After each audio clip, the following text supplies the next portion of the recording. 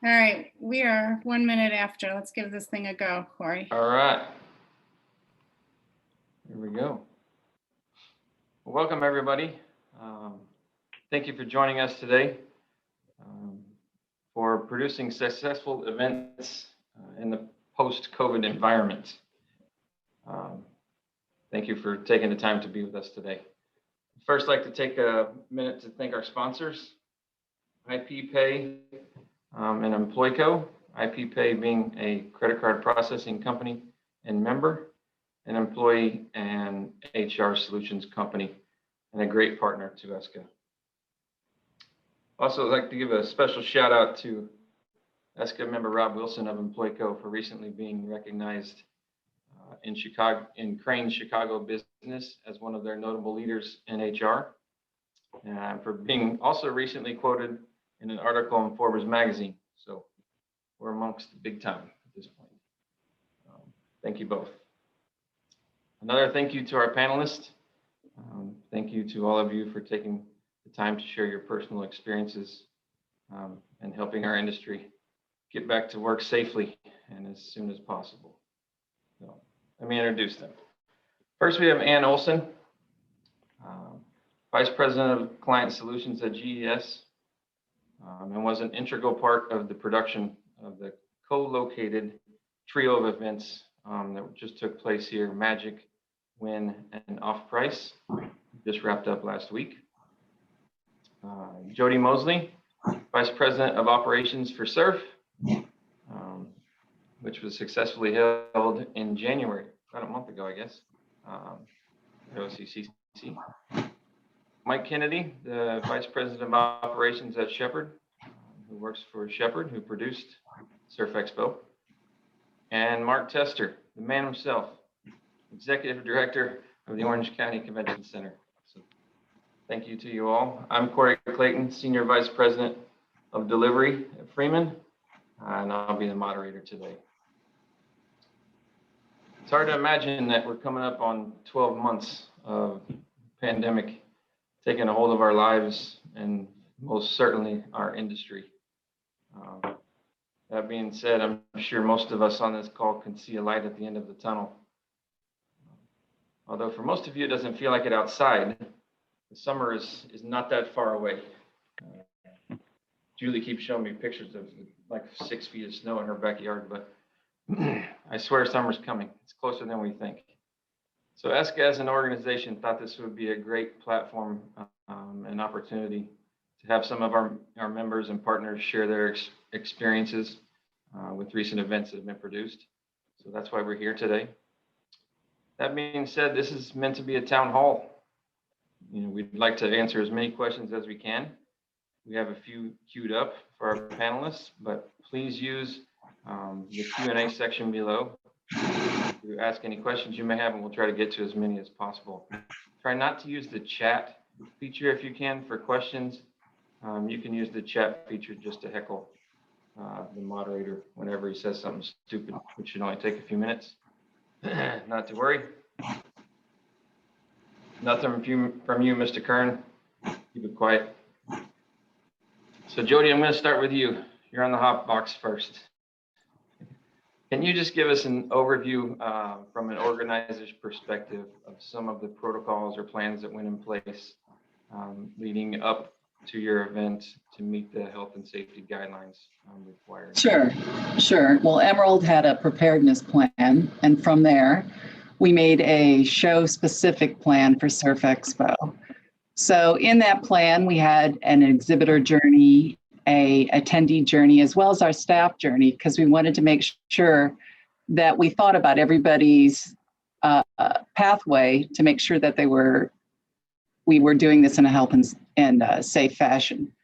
So with that said, as you know, we were at the Orange County Convention Center. Originally, we were in the North-South building. We actually moved to the West building. We took into consideration adding wider aisles. We had 20-foot cross aisles and 40-foot wide. We referred to them as boardwalks at 3 of the main entrances to the show. So within that plan, we took into consideration where the registration was. We implemented health and safety issues at all points with reminders to wear your mask appropriately. For Surf Expo, we required a mask that covered your nose and your chin. There were no gaiters or handkerchiefs, etc. We had health and safety concierges available as well throughout to remind folks if they needed reminding to wear their mask appropriately, as well as we had controlled entrances that we took temperature checks in, which you had to pass before you got into the concourse area and up to registration. All great stuff, and sadly, it seems it's kind of the norm, you know, as we live our lives today. So, thank you for that, Mark. Going to the building, I kind of posed the same question to you. We know Surf wasn't really the first event to be held at OCC.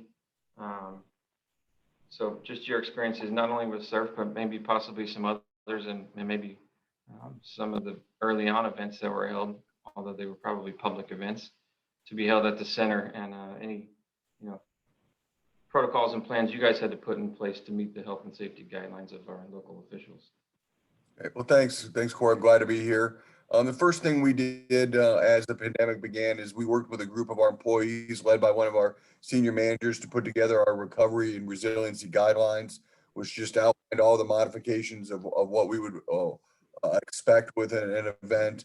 And then we were pursued and were able to get our GBAC Star accreditation, which now facilities all around the country have. We got that in late June. So we've had the GBAC Star accredited services all for every event.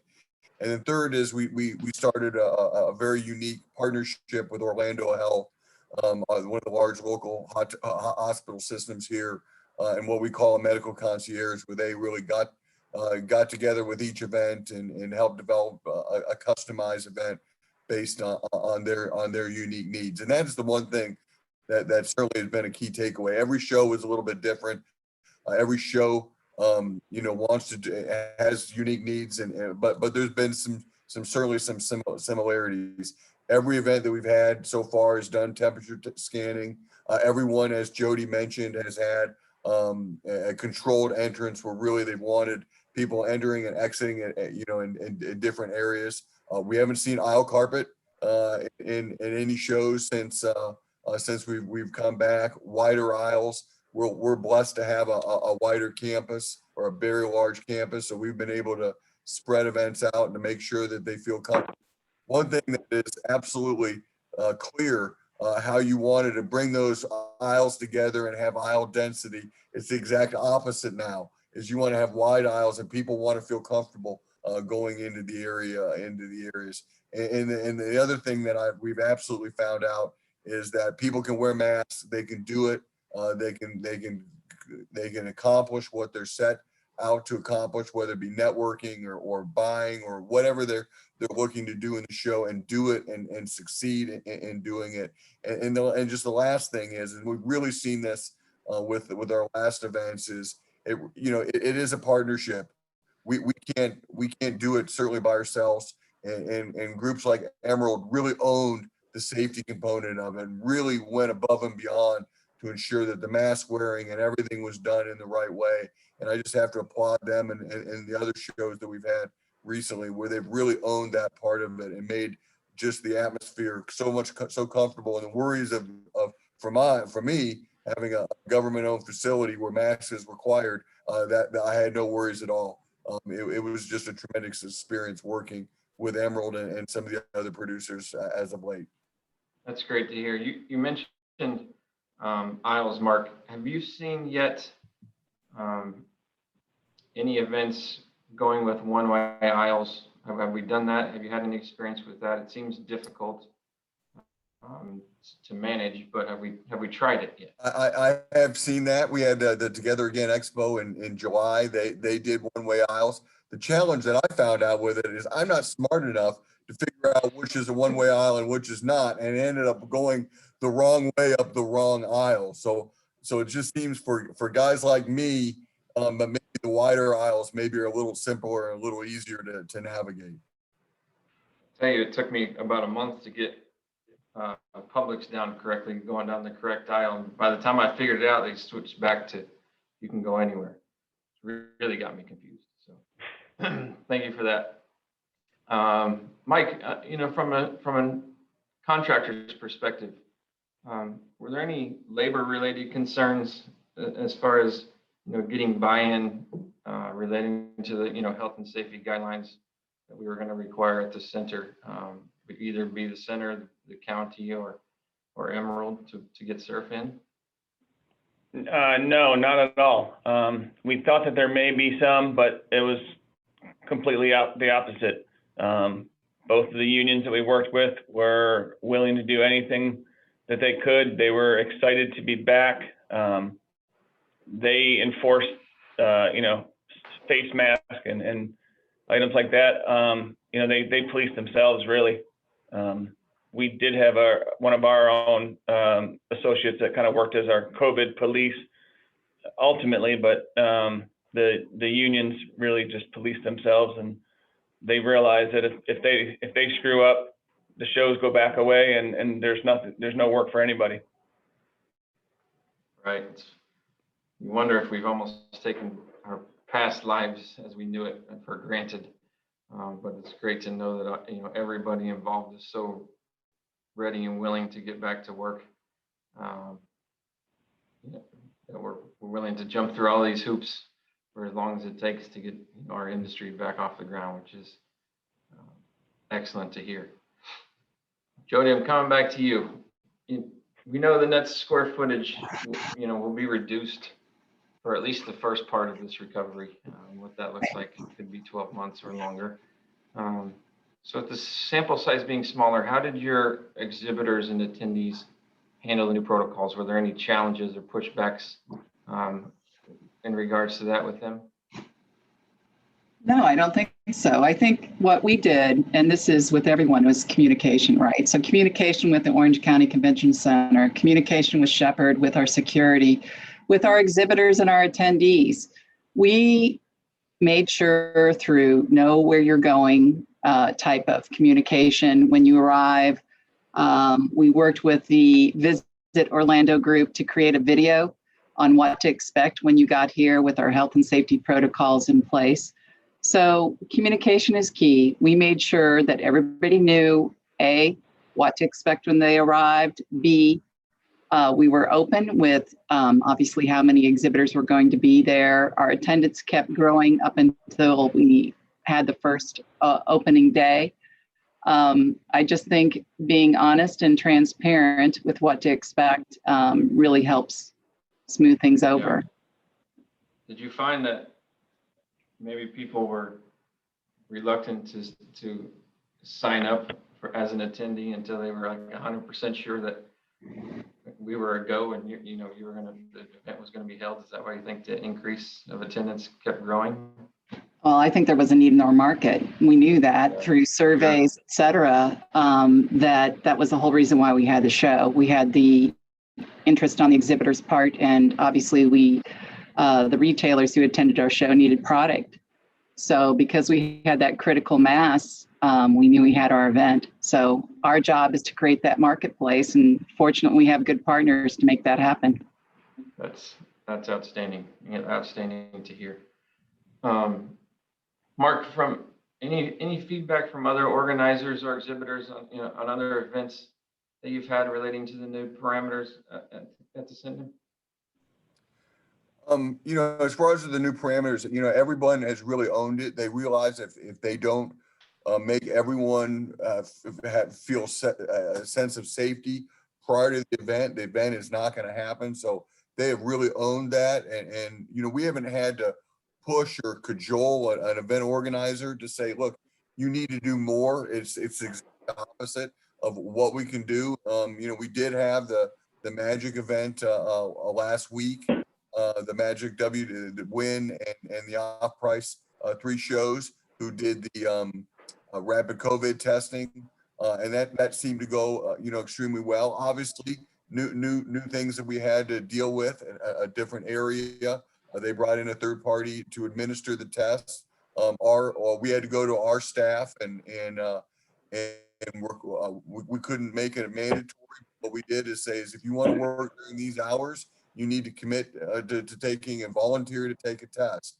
And if you don't, your hours aren't going to be cut. You're going to be moved to nights or another shift. And everyone wanted to comply. Everyone felt comfortable with that process.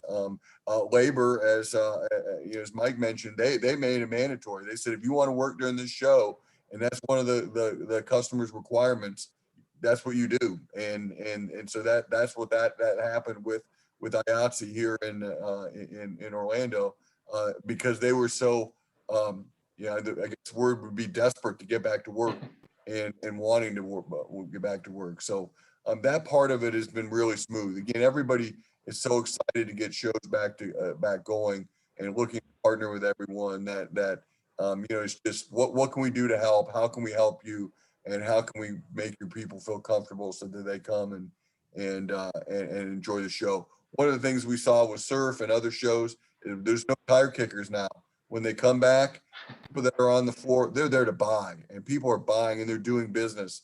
And while some of the big guys may not be there, the little guys are getting leads that they may not have got before. And that's great. When to see people doing business, to walk around and talk to exhibitors and say, how's your show? And then their face beam and say, I sold a lot of product today. I'm doing well. I got the ROI out of the event. That's what event organizers and building guys love to hear. That's outstanding. Mark, do you guys have in-house, or you mentioned your relationship with Orlando Health? Do you have somebody on site who sort of polices health and safety guidelines, a person who's responsible, or is it more of a self-regulating deal now? Well, our in-house security staff walks around the public space and tries to help monitor. But a lot of it really, certainly as with Surf and Magic, it really was their ambassadors going above and beyond, making sure people were going in the right way, finding those control areas. In the case of Magic, it was, have you gotten your rapid COVID test? And here's where you go in order to get that. So they really owned that and really, made sure that everybody knew where they're going and felt comfortable and safe while they were here. And we're there to back them up and help them from our point of view. Great, thank you. And I know you've gotten off the hook so far, but coming to you next. Under the assumption that not everyone in the audience is aware of what you guys undertook, you and Informa and the others, for that trio of events, would you just go over kind of the whole testing process? I know Mark mentioned it, but you hear lots of rumors about it, but now it's been pulled off. So just give the group an overview of that for us. Sure. Yes, Informa decided and then worked in conjunction with the two other shows, OFFPRICE, which is a Tarsus event, and WWIN, which is a Clarion event. So the three grouped together to determine to make all of their health and safety requirements, all of their show hours, everything the same, so that the attendee could feel comfortable, didn't have to work against themselves in anything, but really could go in with a positive aspect. And one of the things that they decided to truly test was the opportunity for actual live testing on site, or they had the option of bringing a negative COVID test result from 72 hours before the show started. So whichever way it went, to get into the show, you needed to get your wristband, and to get your wristband, you had to show that negative result. I can share my experience with it. Informa certainly used a third party and spearheaded it, and the other two groups worked with Informa on that. And Informa's role on that truly was just pushing for the safety, not, they didn't change any standards from the county or any of the federal regulations, anything like that. They weren't responsible for if someone tested positive, they didn't have to go do the things that the local officials would be doing. But it was set up that you walked in, it was an app that you were able to download in advance and put all of your information in, take a photo of your license. So they had all of that information. You walk in, you take a photo of the QR code so that they're putting you in that site, and then waited. The test took, for most of us have probably tested at least once so far. Took about a minute, minute and a half, and they sent us over to another area to wait for our results that would come on our phone. And within about 12 minutes, I think I had my results and negative, and went and got my wristband. And from walking into the hall to walking out, it was 18 minutes. So really was effortless. And I did this on Sunday morning. So it wasn't, the two busiest days were Monday and Tuesday, with Tuesday being the busiest. But they had appointment scheduling so that if you knew you were coming in at a certain time, you were able to get in at that point in time. I can tell you, I'm sure there's individual cases of challenges, but I did not hear anyone complain about lines. I didn't hear anyone complain about doing it or any part of the process. It, kind of to the earlier points made, everyone's so happy to be back that they're willing to do what it takes to make sure everybody's happy and safe to be there. Outstanding. Mark, you touched on it earlier.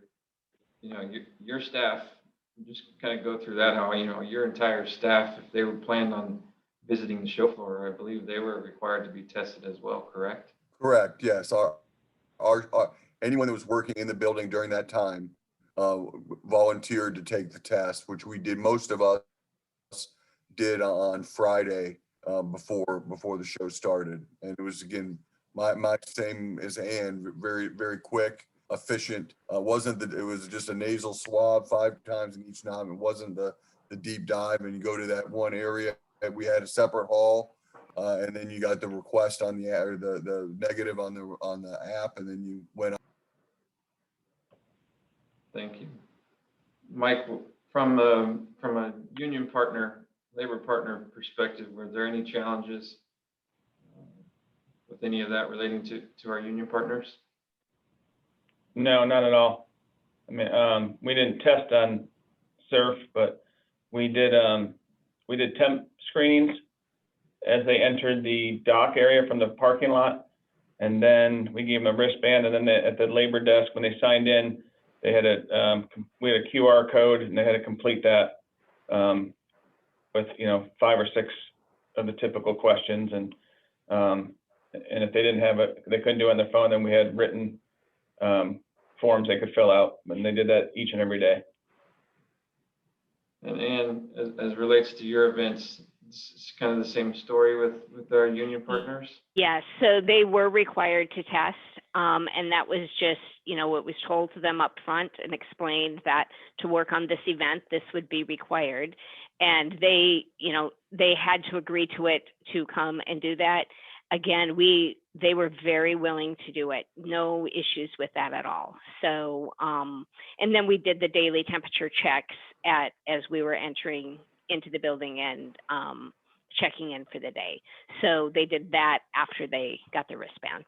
Were there any challenges, setting up the testing site, if you will, at the center? I'm assuming the third party handled most of it, other than the decorating equipment was probably provided by you. Right. So they provided the staff, the facility provided a lot of directionals. We all provided a lot of lines and barriers to go in, and pipe and drape and chairs was pretty much it. I mean, it was a pretty simple setup, but getting to there, I would never say was simple. I think a lot of hard work went into figuring out the right way of doing that and the right flow of everybody. So I'm sure a lot of pre-planning went into that. A lot of pre-planning. Sure.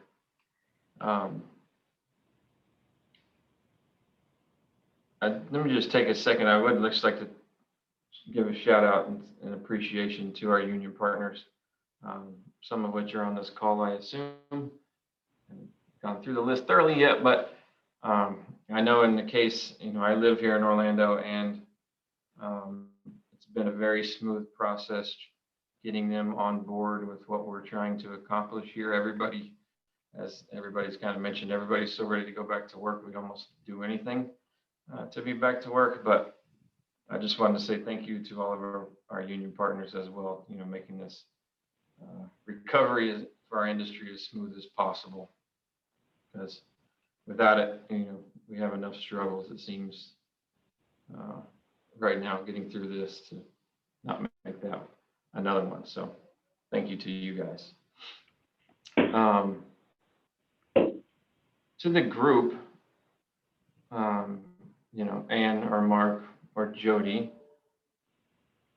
are you guys aware of any networking events on your events that were held by exhibitors, or probably not an organizer, outside of what usually happens on the trade show? I mean, these things are very typical for when we get together pre-COVID. I think the group is curious, are any of those things happening? Well, I can speak for Surf. We did change our networking type events. So normally we have happy hours on the floor. We did not do those. Instead, on the way out, we still had our DJ. So we had the music part of the networking event. So there would be some ambiance in the background. We did not do our fashion shows on the floor. We just eliminated that, but we had display areas where those fashion samples were shown. We looked at each one of our lounges that normally promote networking, and we changed them either into display areas or made them socially distant appropriate. And with food and beverage on the floor, we pushed it to the back of the hall, had the tables socially distant apart and appropriate number of chairs, and policed them with cleaning, making sure that they were cleaned in between sittings. So with Surf, we took a hard look at that. We eliminated most of those networking opportunities and just prioritized the actual trade part of the show. That's what our customers wanted. Outstanding. Mark, from your perspective, you've seen a few different events, sporting events, all the way through Surf and then the others. Any consistency around food and beverage at the center? We as Jody mentioned, most of the time that we've had concessions, they've been well separated from the show. They have been socially distanced with the tables. We've put all the protocols in with the sneeze guards and all those things. Certainly most food and beverage that we are providing has been pre-packaged. So there's no handling, of that. And we haven't, your question is, we haven't seen any hospitality. I haven't seen any plan, but I did get feedback that I drive restaurants and establishments saw a definite uptick in business. That's certainly a good thing for our restaurants in the iDrive area. But I haven't seen any signs of any large parties or anything yet, but boy, I can't wait till those come back. That'll be a lot of fun. Agreed. Someday. Mike, kind of along those lines, but relating to our union partners, did you guys take any measures as it relates to, check-in, check-out, starting times, break times, and any of that? Did you guys address any of that with the incoming of Surf? Not really. We didn't really have to change too much. I mean, we let everyone know ahead of time that what our plan was. So they came and they were aware, especially since a lot of them hadn't been to the building, and, we had to enter the docks from a different entrance than they're used to. But as far as start time or, anything like that, we didn't have to stagger it. It wasn't a massive call by any means. But no, it was pretty straightforward. Yeah, I think there's some, it all depends as of today. With the square footage being down, our labor calls will be down quite some bit. So I wonder if, I remember voting however many months ago that was, and the line seemed like it was 2 miles long, but it wasn't that many people. It's kind of what we're, I think, experiencing so far as it relates to social distancing the checking in and checking out. I wonder if in the future we may be organizing, consistent work groups. 4 or 5 people work together to consistently day in and day out. So if we do get into a situation where we had a positive test and we needed to do contact tracing, that it would be, at least to minimize it as much as possible. So I know a few companies are working through that, which we can hopefully share in the future when we get to pull it off at some point. Give me 1 second and let me try to track down some questions here in the Q&A. So one of the questions here, and I'll pose it to the group, maybe Jody might be best, says there are companies who are creating on-site testing methods beyond temperature checks. Do you see this becoming standard protocol in the future, or maybe less need than it is for vaccination distribution and increase? You said you wanted to answer it, I think. You better come back to the party. I didn't hear the last part of that question. What was it exactly? Sorry. Well, I think it went away. It was something that went away. It says there's companies who are creating on-site testing methods beyond temperature checks. Do you see this becoming a standard protocol in the future, or maybe less need for that as the vaccine distribution increases? I can speak for us. I mean, we have our next event in a month, and we are not planning at this point to incorporate it. I think we're all on, who knows, right? So this will be an ever-evolving process that we'll have to be prepared to adapt to as things come along, as technology comes along, et cetera. Our next event is in a little over a month, and our current plan is we'll utilize the same basic health and safety measures that we had at Surf Expo, which was the temperature check, additional sanitizing, signage, masks, et cetera, at this time. And have you heard anything from Informa about, I don't know if you have any events on the calendar with them coming up? So I don't know what they're planning on doing, continuing of the live testing. I do know that they were very pleased with the results of the thermal testing, which worked very well. I was a little concerned that it would slow things down entering the hall, but really they catch you as you're walking up and the little cameras do, and by the time you get to the door and showed your wristband, you were able to go in. It would not surprise me to see more thermal imaging established, whether it's in the facilities or the show organizers are bringing it in. Would you just touch on briefly how that, what that was and what it looked like on site, the thermal imaging piece of that? Absolutely. So every entrance to the halls of all 3 events did it again because they were being consistent, and they had someone standing with a computer, and then they had a tall tripod with a little camera on it, and that when you're walking up, it's catching each person and determining the temperature so that by the time you got to the door, they had the results of any issues that were coming through the line. And I never even slowed my walk for it. So it was quick, it was effective. They did, from what I've heard, catch a few people with different temperatures.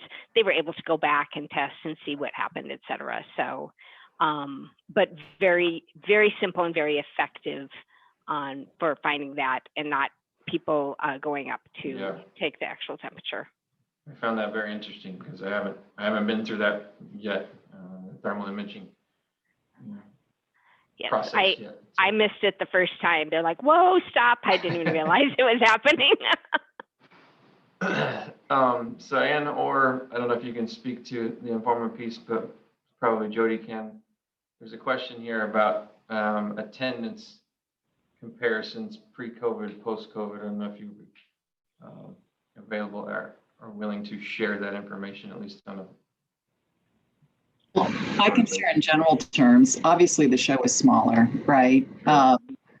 And I think that's to be expected. There's still travel restrictions for some of our bigger corporate exhibitors, as well as attendees, that prevent them from actually attending to a live event. So we had staged IGES in the fall, which was actually our first Emerald event post-COVID, and with Surf, and both were smaller, considerably smaller than they would have been normally. However, as Mark mentioned, they were highly successful because what you find is that the people who want to attend a live event really need to be there. So they were successful from that standpoint. That's outstanding. I heard that multiple times, and I had nothing to do with the event. Yeah. Just from murmurs around through the industry. Mark, there's a question here about aisle carpet hasn't been used on any of the events since we've been producing there. Question is, did they just have a bare floor, which I believe the answer is yes. But then was there additional cleaning needed to make the floor look a little more presentable than it typically is? No, there wasn't. We've had a lot of time to do a lot of cleaning and scrubbing. So our facility is really clean and ready for events. So no, there was no additional cleaning needed. I will add in there, Off-Price did do aisle carpet, and that was our first show of doing aisle carpet. We have been all concrete before that, and it became more of aisle runners with, because there was more distance between the booths, and it worked just fine. No concerns, no issues. Outstanding. I know we have carpet partners on the call, so I mean, I believe this is going to be a short-term thing, the whole no carpet piece, but it's probably here for the short term until we can get past and get herd immunity vaccination type scenario. I think we may be stuck with that. I mean, somebody says that they've been hearing how hard it is to digest virtual trade shows. Is that what you guys are hearing as well, as a group? I think there'll be a place for virtual trade shows, but before we started this call, we were all talking about how wonderful it is to be at a live event, how that feeling can't be replaced. Certainly for some of our industries, you have to touch and feel the actual product, and you can't do that virtually. You have to do that in person. So I think for us, there'll probably be a mix, but personally, I was very, very, very glad to be at a live event again. Yeah, absolutely. I would agree 100%. It's probably going to play a part in our future, and maybe even grow in our future. Maybe not as compared to where it was when we weren't doing events, but pre-COVID, it will be more pertinent, I think, moving forward than it was pre-COVID for sure. I'll add that some of my clients have said they might be doing some additional education through a virtual method as a hybrid event, just to expand the amount of people who can have access to the education. But, in person is still the number one focus and goal. Jody, I think you're the only one that can answer this question, as the other event was just about 7 days ago. This question is from Don Gandolini: have there been any COVID outbreaks associated with any of these events? And I've heard none of any of the events happening both here in Florida and in Texas. Just confirming that with you. Part of our health and safety plan is we ask people every day to do a self-assessment, right? If you don't feel well, don't come. I mean, everybody doesn't want to get COVID, and our job is to prevent that from happening. So we take the measures to prevent it from happening, and then we work in conjunction with the building, and obviously, depending upon the city, state where we were working in, we work with that local health department. And if any cases, the protocol is pretty much the same. If any cases are reported, you report up to the local health department, and they in turn direct the show management and anybody else affected on next measures, et cetera. So we had that as part of our protocol on site, and that's our plan moving forward too with our other events, is just to work in conjunction with the facility as well as the local health department to enforce any type of measures that they suggest that we take. Great. I think that covers actually our next question. I don't know if, Ann, if there was anything to add. It just says, what was the protocol when if someone were to have tested positive, and what were that reaction to that protocol? Yes, so the protocol, if it did, is, it certainly depended on who it was. And by that, I mean, if it was someone trying to check in for labor, obviously they were turned over to the health officials to do the next steps. Informa was not managing that end of the process. If it were an exhibitor who happened to be there alone with a booth, there was an established protocol for what would happen, how we'd meet with security, go to the booth, get the booth torn, anything that needed to happen with that. So fortunately, for anything that would have reached its level with us, there were no opportunities to test out the protocol, which is awesome. That's excellent. Very excellent. And I cannot recall if you have mentioned it yet, but was there a health official on site, third party, Jody, on Surf, someone to kind of proceed that process through? Well, what we normally have medics on site at all of our shows, but in addition to the one medical team that we had a second one. So one for bumps and bruises and one for any concerns with an individual who was not feeling well, had COVID type symptoms. And they could go to that medic person and they would advise them to seek further care somewhere else, or had a list of local places where they could get that care. Mark, I'm going to come to you first with this question. It's actually, thank you, Mr. Patkowski, to the group, to everyone.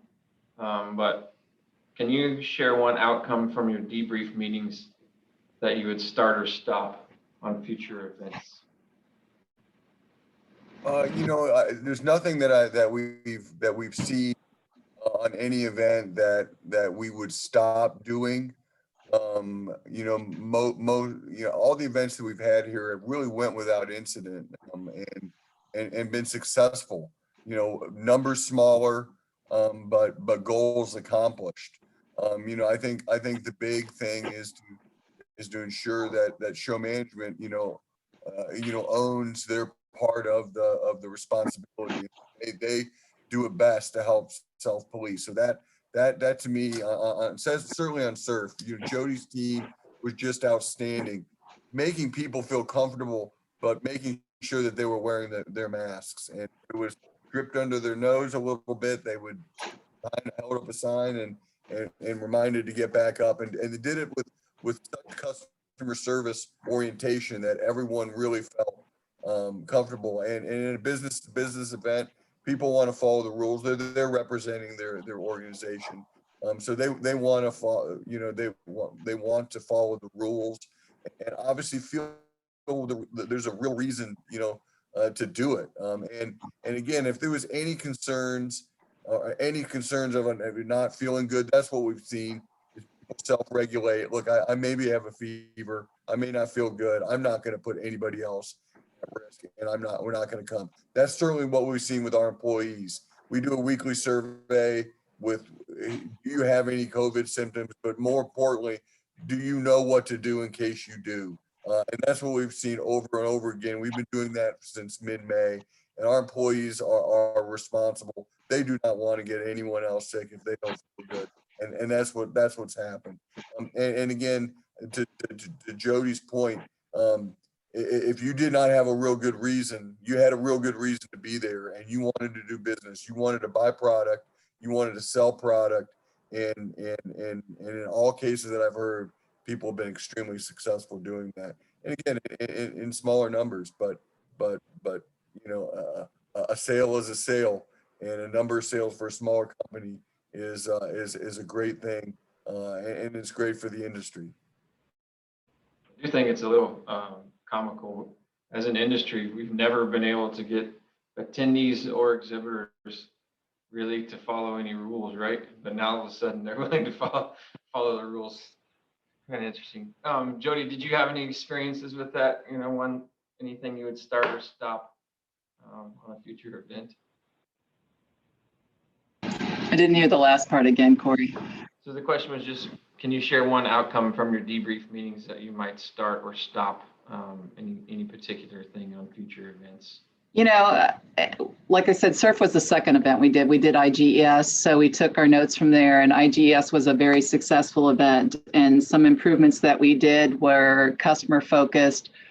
For example, is that our shuttles from the hotels to the facility, we placed security at the actual shuttle pickup stops where they did the temperature checks, so that everybody on board, where there was social distancing, had already had a temperature check before they arrived on site. So we listened to anything the exhibitors and the attendees gave back to us as far as feedback. Everybody felt very, very comfortable. It was overwhelmingly so in all our surveys.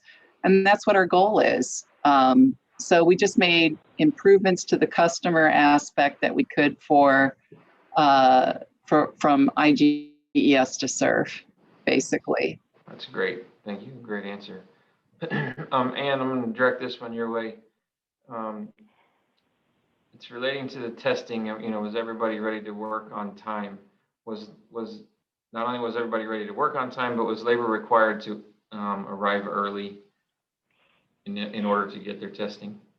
So fortunately for us, our largest labor days were during the setup before exhibitor move-in, because we wanted to get all the booths set. It was a hardwall show for Magic. So we were able to do the testing on Friday during the day. They did not need it to get into the hall Friday morning. So Friday during the day, we could send people over while they were on the clock to go get their testing done. Anybody who came in days after that did have to do it before they checked in. Sure, that makes sense. It's a great point that they were allowed to You work in the meantime. Right, but with that, I believe a chunk of them also brought in their own that they had done on their own time with the testing right there across the street anyways besides ours. It made it pretty flexible for them.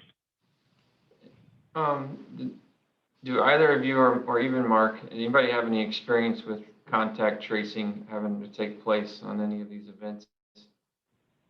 I haven't heard any leading up to it, so. No, again, you know, that is the public health department's Sure. Purview. There's a question here relating to the testing app, and I'm not sure you'll know the answer, but was it proprietary to GES? I don't think the answer is yes, but or is it a third party, and would you possibly be able to refer that to the group? So Informa was the hiring party of the third party. I'm not sure which company they used. I know we used the Navica Abbott Laboratories app. So I would imagine whichever local group they found to administer everything is working in conjunction with them to get that determined. Excellent. There's a question here about additional costs and who's absorbing the cost as it relates to, you know, additional health procedures being in place, whether that's, you know, the testing. And I don't know if you want to start with that piece and some of the other pieces. We can go around the horn a little bit. It certainly, unfortunately, falls majority of it onto the show organizer with that.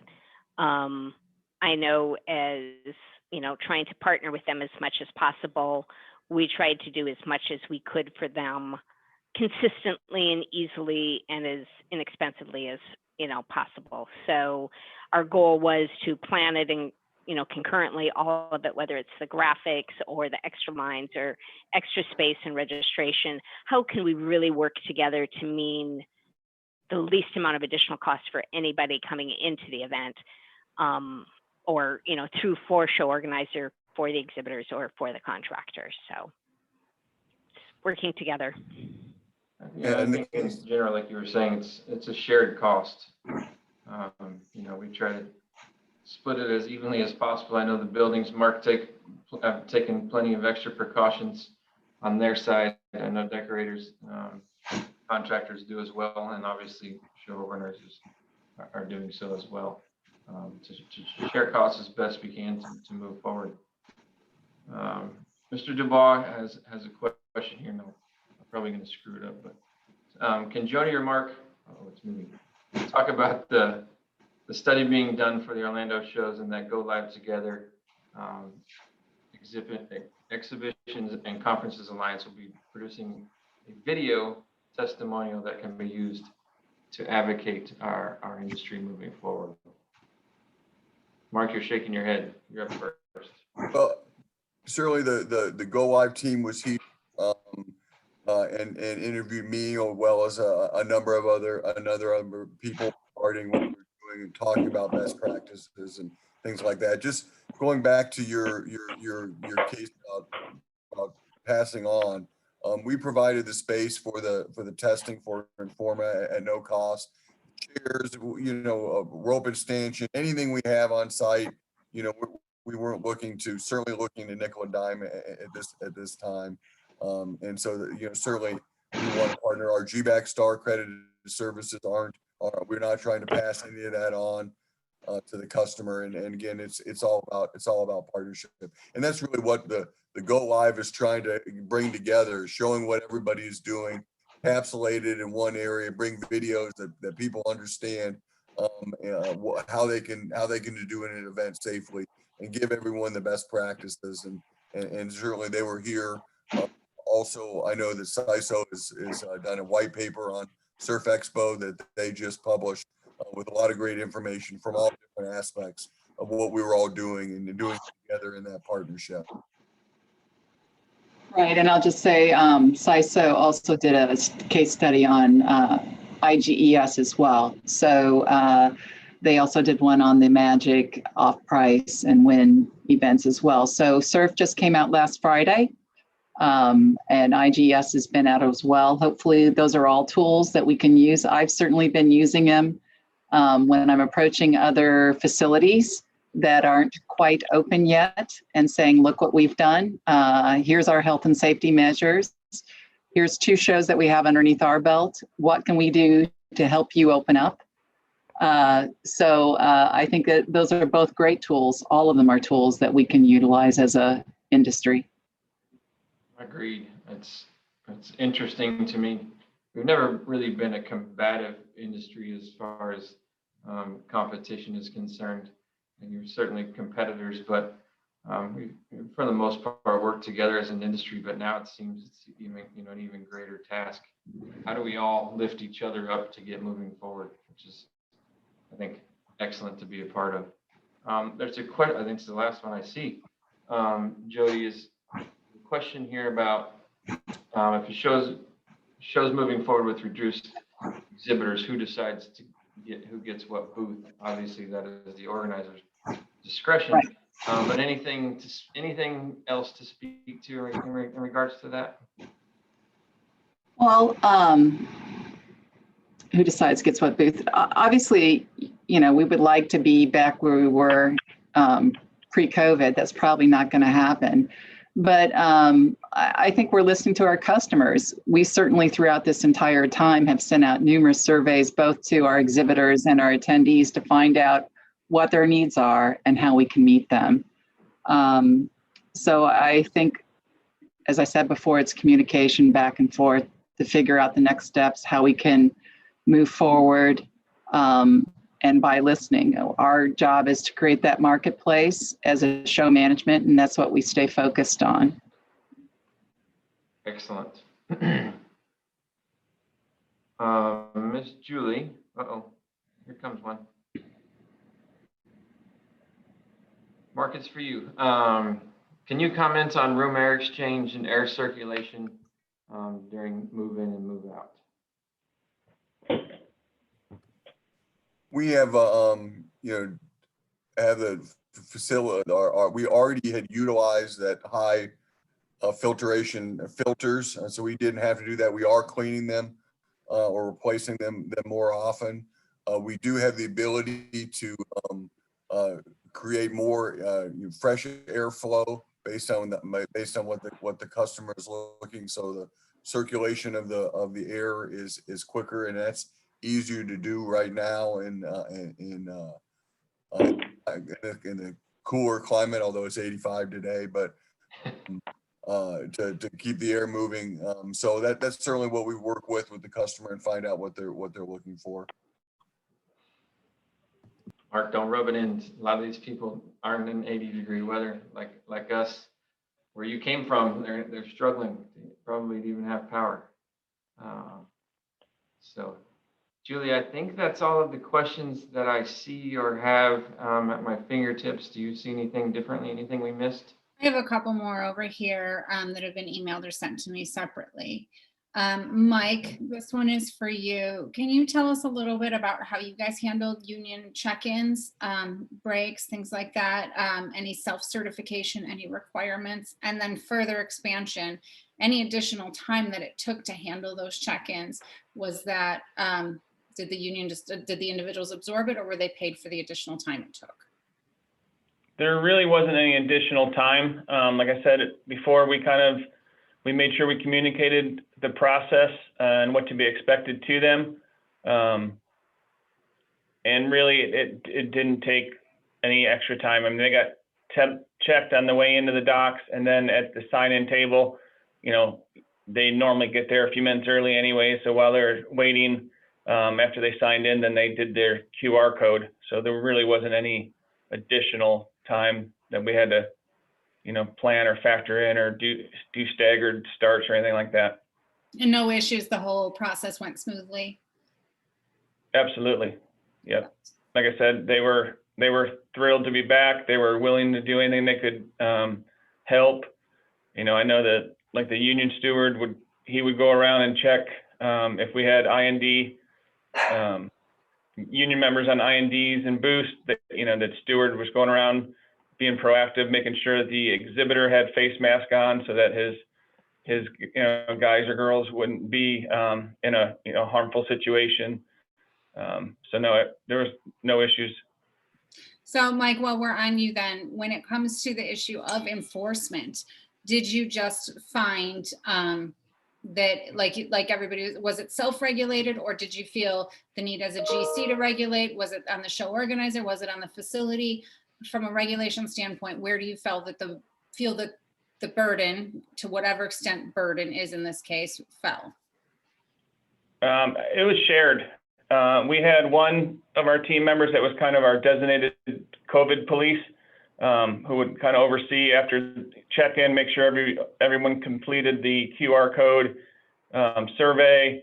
If not, they'd chase them down, make sure that got done. And then kind of as they were doing other things, just check for mask.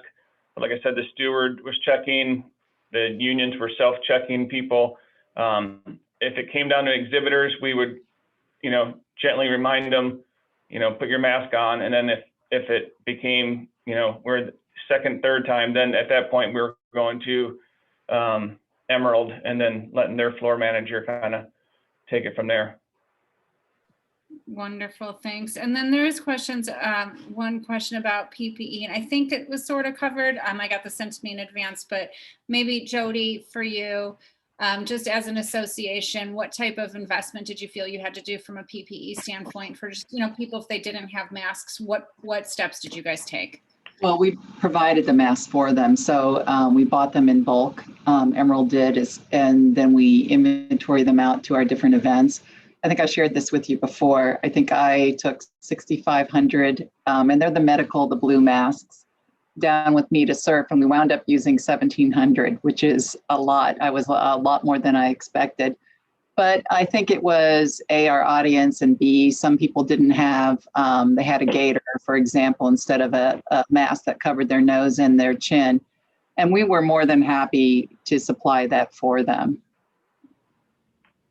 Wonderful. The last question I have, Mark, kind of falls to you.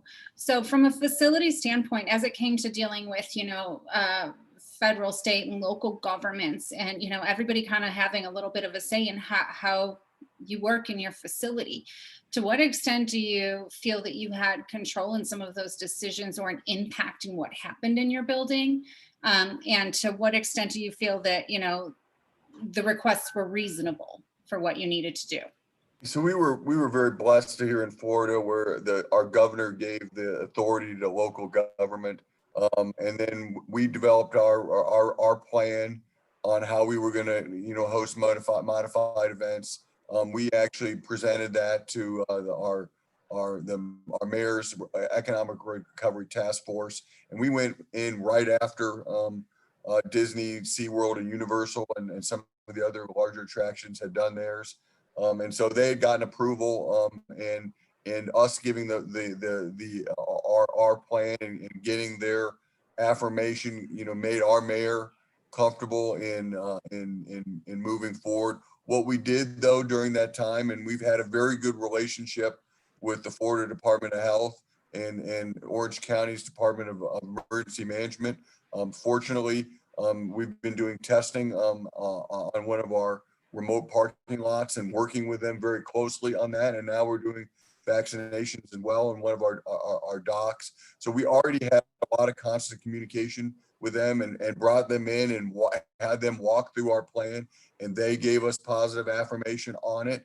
The one really blessing that we got was they agreed to our plan, and it is our plan. It's what we make as recommendations, but there is no formal government vote or government sanction on capacities or anything that we're doing here. So it literally is up to us and the show organizer to do what we believe and what they believe is safe. So as far as occupancies and things like that, we do not have any official rule that was given down to us. We do have guidelines that we're working within, but once we feel comfortable to expand those, that's within our own authority. So I feel like we've been in a really good place. Obviously, other destinations where their elected officials have put specific sanctions on them haven't been as lucky. But we can really manage our facility, the best that we feel, and of course, it is with constant communication with the Florida Department of Health and everyone else here in Orlando. And it's such a luxury that you guys have there that, and it's going to be one of the biggest challenges as we get back to work is as we move across the country, the different rules and regulations in each facility, et cetera, changes our behavior. But frankly, it's not that different than it was before either. And Jody, going back to you a little bit, you made a point when we were talking earlier in the week about how a lot of this is not that different than it was. A lot of it is, sort of a business as usual. Do you want to tell everybody a little bit more about that? Well, I think our philosophy is that we have so many good partners. Like I said, you mentioned contact tracing. Well, that's the public health department's domain. And so Ann had mentioned what happens if an exhibitor gets sick during COVID. Well, it's the same thing as if we have an unfortunate incident where an exhibitor gets sick during a normal show. We follow that same procedure. So I think, we focus on what's new and we rely upon what we know. And many of these health and safety measures we've put in, like I said, we've had one medic always on the show, so we added another one. It's taking on what we know we do so well and building upon it to just address the COVID concerns that are present right now. That's wonderful. And Cory, the only last thought I had is before you came on, we were talking, and Ann, I'm moving over to you. You want to tell everybody kind of, I know you guys, GES did a town hall today, and you kind of had a feeling coming off that town hall that, I liked. Why don't you tell us all a little bit about what you're hearing? Great. Yes, we just had for the past 2 days client roundtables with just different show organizers, facilities, et cetera, in the industry. And the overwhelming response we got listening to what is happening right now is hope, right? They're excited for the future. It's hope that it can happen. And, it's been a long, dismal year from an industry that's been decimated. And to see light coming up, see, Vegas, hope in a couple of weeks we'll be starting to be able to do small events, to just slowly this is all happening and people are just really excited. So nice to hear this positivity again. Yeah, I agree. And I think as we talk to our membership, that's all everybody wants to do is, I keep hearing just give us the chance to do it. We can do anything, just give us the opportunity to do it. So, and I think it's really important that we continue with this type of education, as well as our partnerships, you know, having, you know, CISO, IAVM, IAEE, UFI, EDPA, all of us working together and coming together to advocate for the industry is not pretty important, it's crucial. And I don't know if everybody saw the press release that went out that we've formed a new coalition from Go Live Together. We've kind of transformed over to ECA. So all of those industries are key in that. And that's not just to deal with COVID at this moment, it's to deal with as anything that challenges our industry to this extent, or to advocate for our industry and to ensure that we get the focus that we need as an industry going forward. So we're very excited about that. And a huge thanks goes to David Dubois and David Audrain for really championing,